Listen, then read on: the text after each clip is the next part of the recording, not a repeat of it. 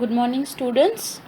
Today we are going to continue with the chapter that is Ashok the Great. We had started this chapter last day and we had seen about the family history of Ashok and the Kalinga War which he had fought. At the end of the part of Kalinga War, we had seen that due to some reasons, some things he had seen in the war, he had changed as a person, and a change had come upon him. He became a very different person. Today, we are going to read about those changes. So, let us continue with the chapter. First, we are going to read about Ashok and Buddhism. Before the war with Kalinga, Ashok had been a cruel king, but the war changed him. Ashok began to hate violence. He gave up hunting and killing. He decided to live his life according to the principles of non-violence, charity, mercy, truth, and tolerance as taught by Buddha. So last day we had seen that the destruction and the loss that Ashok had seen in the war of Kalinga had changed him.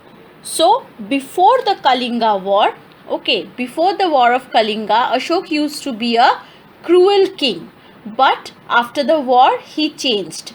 He started to hate violence and he gave up hunting and killing. So anything that harmed somebody else, he stopped doing that.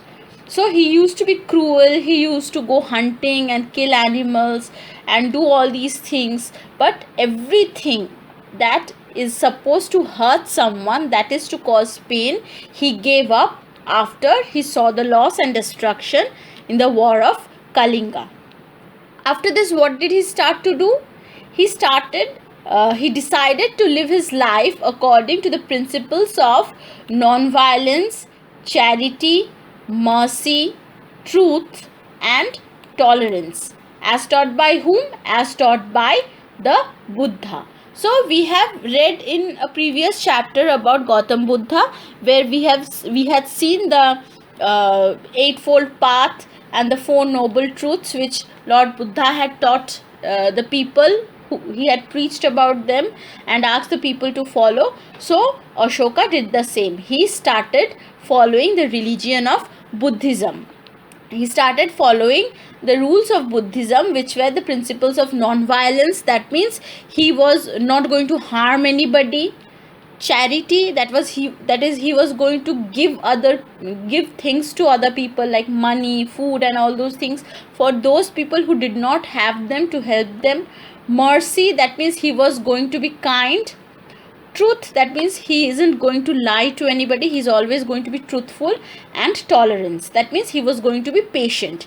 That means if somebody could not understand anything, he wouldn't get angry. He would be tolerant towards that person and take time to explain to that person. So these were the principles that Ashoka began to follow after the war of Kalinga. He changed. Ashok wanted to spread the teachings of Buddha all over his kingdom. He made public announcements to tell his people about these teachings. He also had them carved on edicts, on rocks, and pillars. Ashok asked his people to be kind, forgiving, and generous. Ashok also built many stupas. A stupa is a Buddhist holy building or a structure. So you see, in this paragraph, it is being talked about how Ashoka had contributed towards the spread of Buddhism. Buddhism as a religion, he propagated for that religion. He talked about that religion to people. What did he do? He made public announcements. That means he went to public places, he talked to the people, talked about the teachings of Buddha, talked about mercy, talked about non-violence, talked about charity. All the teachings of Buddha, he followed them, and he even asked his people to follow those teachings. Then he carved as edicts. He carved these on rocks and pillars. That means solid structures. These are known as edicts. rocks or pillars on which he had these important messages carved out. Okay, these things are known as edicts. And also what he did was he asked his people to be kind.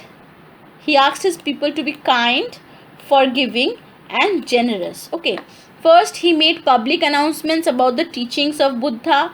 He carved edicts, that is on rocks and pillars. He wrote down whatever the teachings of Buddha was so that people could read them.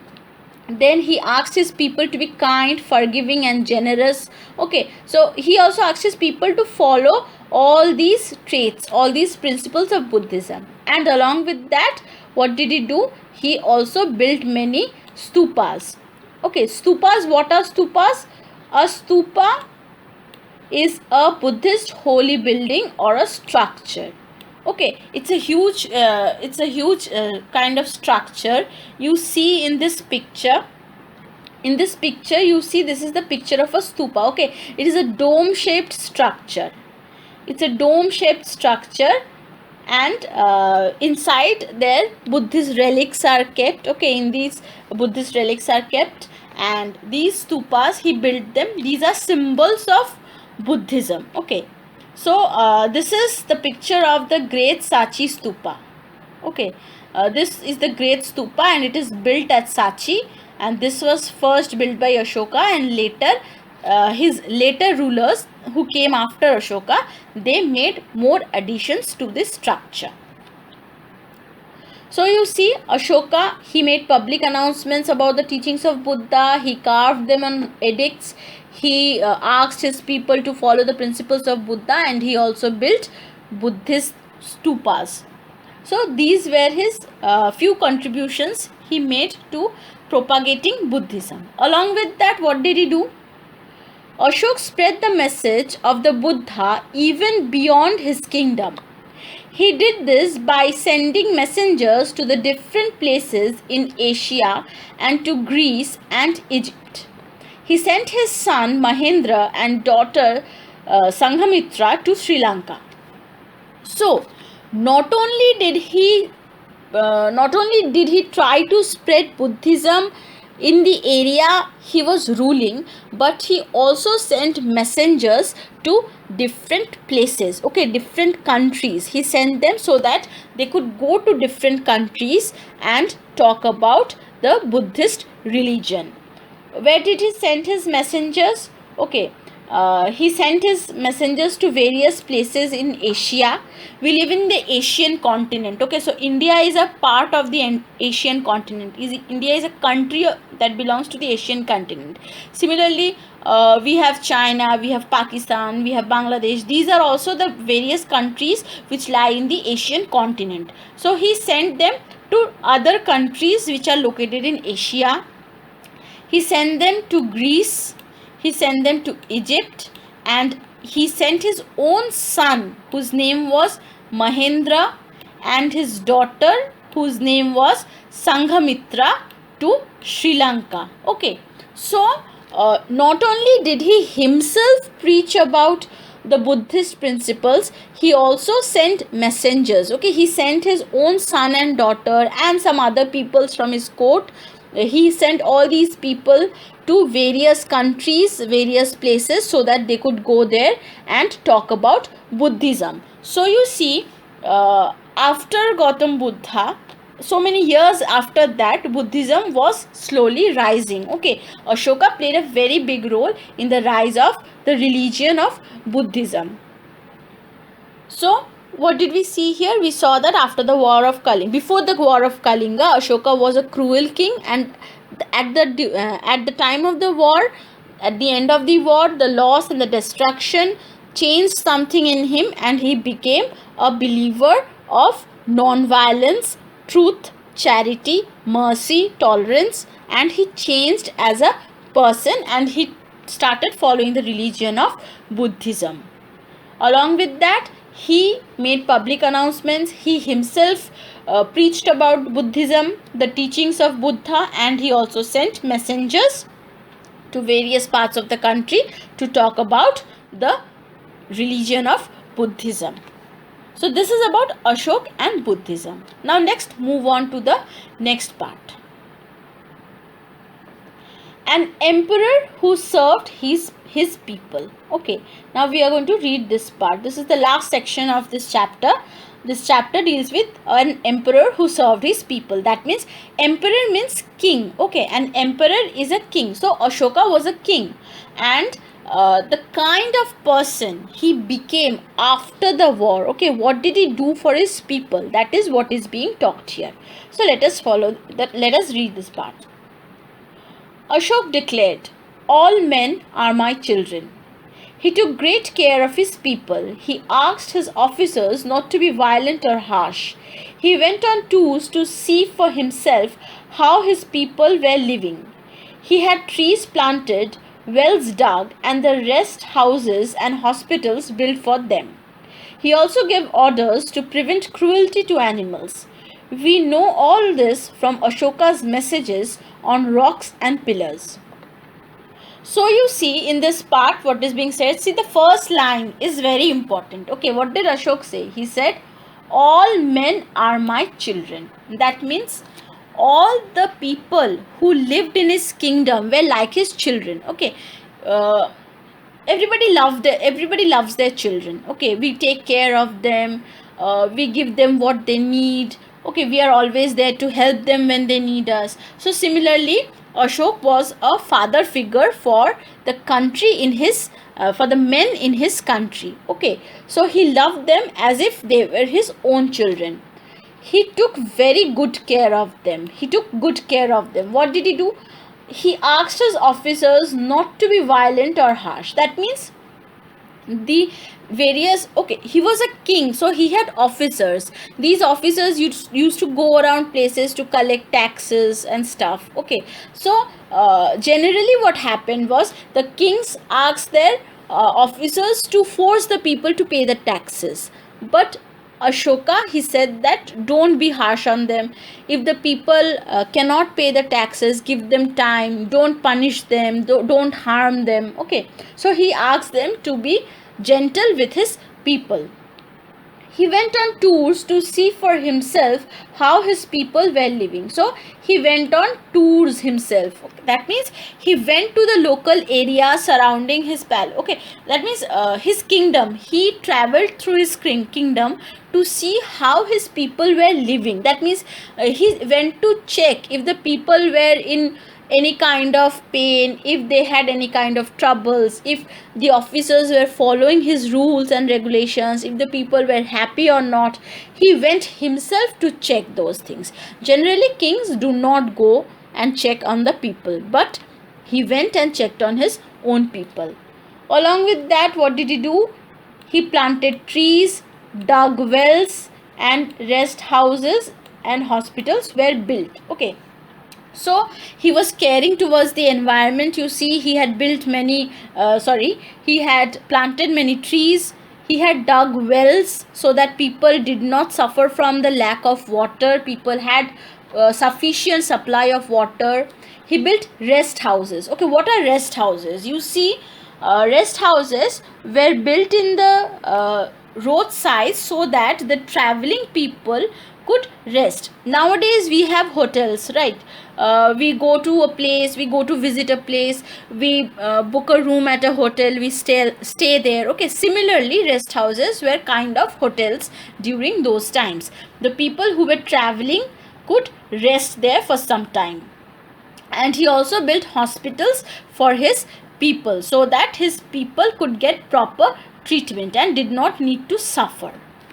He gave orders to prevent cruelty to animals. Okay, so you see, he worked for his people, he took care of the environment, and he even showed love towards animals. Okay, so it was not only about his people, it was everything that was there around him.